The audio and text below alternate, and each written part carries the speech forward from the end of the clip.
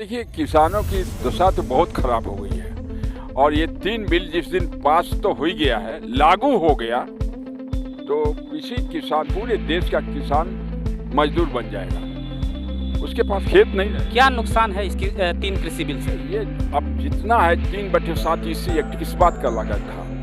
3/7 इसी एक्ट कि आप इतने ज्यादा 100 कुंटल से ज्यादा आप कहीं एक जगह स्टोर नहीं कर सकते, 1000 कुंटल से ज्यादा स्टोर नहीं कर सकते। और इन्होंने अडानी को परमिशन दे दिया कि करोड़ों करोड़ टन तुम एक जगह इकट्ठा कर सको। किसान का धान गेहूं खरीद लेंगे और जब किसान ये घर खत्म होगा तो उसी को 100 रुपया किलो बेचना शुरू कर देंगे, मनमाना दाम से बेचना। तो वही तो एमएसपी लागू करिए। तो एमएसपी अगर लागू कर देते हैं तो इनका हाथ कट जाएगा, लेकिन एमएसपी लागू करने के लिए कहते हैं उसकी गारंटी हम नहीं देंगे।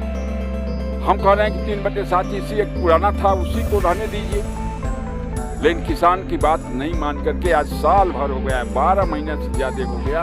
किसान पश्चिमी उत्तर प्रदेश से लेकर हरियाणा, पंजाब से लेकर अन्य देशों का, चाहे वो राजस्थान हो, तमिलनाडु हो, सारे किसान आके वहाँ पड़े हुए हैं, लेकिन कोई सुनने वाला नहीं है। ये गूंगी बहरी सरकार है।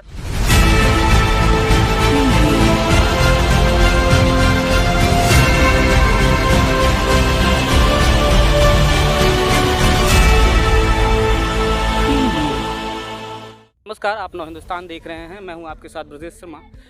उत्तर प्रदेश सरकार में कैबिनेट मंत्री रहे समाजवादी पार्टी के कद्दावर नेता ब्रह्मा शंकर त्रिपाठी जी आज हमारे साथ मौजूद हैं। हम उनसे खास बातचीत करेंगे। 2022 का चुनाव सामने है।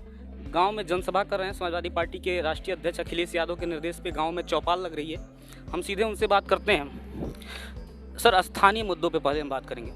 एयरपोर्ट का उद्घाटन हुआ, बहुत ब्रांडिंग हुई, गांव से बसें गई, तमाम लोग भर भर के जा रहे थे। लेकिन मुद्दा ये नहीं है। मुद्दा ये है कि बरवा फार्म को बर्बाद कर दिया गया। देखिए, वहाँ 3500 पेड़ कटवा दिया गया, जो पर्यावरण के लिए सबसे बड़ा दुख की बात है कि भारतीय जनता पार्टी जहाँ चिल्लाती है कि पेड़ लगाओ, अब पेड़ ही उनके आने पर 3500 पेड़ काट दिए गए। इसके लिए मैं उसकी निंदा करता हूँ। जब आप कैबिनेट मंत्री थे, आपने भूमि पूजन किया था। अखिलेश यादव श्रेय लेने की बार बार कोशिश कर रहे हैं, आप क्या कहते हैं? देखिए, ये समाजवादी पार्टी की सरकार में और माननीय अखिलेश यादव जी के नेतृत्व में चल रहा था। उस समय भारत सरकार में उड्डयन मंत्रालय की बैठक थी, जहां मुख्यमंत्री को जाना था, लेकिन वो न जा करके हमें भेजे थे। मैं कुशीनगर और आगरा एयरपोर्ट के लिए बहुत हमने बहस किया वहाँ पर, लेकिन हमारी सरकार की बात उनके कान तक नहीं पहुँची, भारत सरकार के। और भारत सरकार ने नकार दिया था कि हम कुशीनगर में इंटरनेशनल एयरपोर्ट बनाएंगे। तो मैं यहाँ की इस बात को अपने मुख्यमंत्री से कहा तो उन्होंने 199 करोड़ रुपया जारी कर दिया। एयरपोर्ट बन गया। 8 करोड़ का और डिमांड हुआ तो 207 करोड़ रुपया समाजवादी सरकार में दिया गया है। टोटल लागत 246 करोड़ का है। मात्र 39 करोड़ रुपया भारत सरकार के उड्डयन मंत्रालय ने दिया है। जोगी जी नहीं चाहते थे कि ये कुशीनगर में लगे। गोरखपुर में ट्रांसफर होने की भी बात हो रही है। ट्रांसफर नहीं, जमीन के लिए तलाश हो गई थी और गोरखपुर से 25 किलोमीटर दूर दोहरी घाट रोड पर वो जमीन तलाशी जा रही थी। लेकिन जब हम लोग यहाँ आंदोलन शुरू किया, समाजवादी साथी लगातार 5 दिन आंदोलन हम लोग करते रहे, यहाँ तक कि कुशीनगर से पड़रौना पैदल मैं गया अपने साथियों सहित। तो जोगी जी को बाध्य होकर आके कहना पड़ा कि नहीं, यहाँ घरेलू उड़ान होगा। ये मीडिया में भी है उस समय का, आप देख सकते हैं कि घरेलू उड़ान की बात की है, लेकिन हम लोगों के दबाव में उड्डयन मंत्रालय ने इसको इंटरनेशनल एयरपोर्ट का मान्यता दे दिया।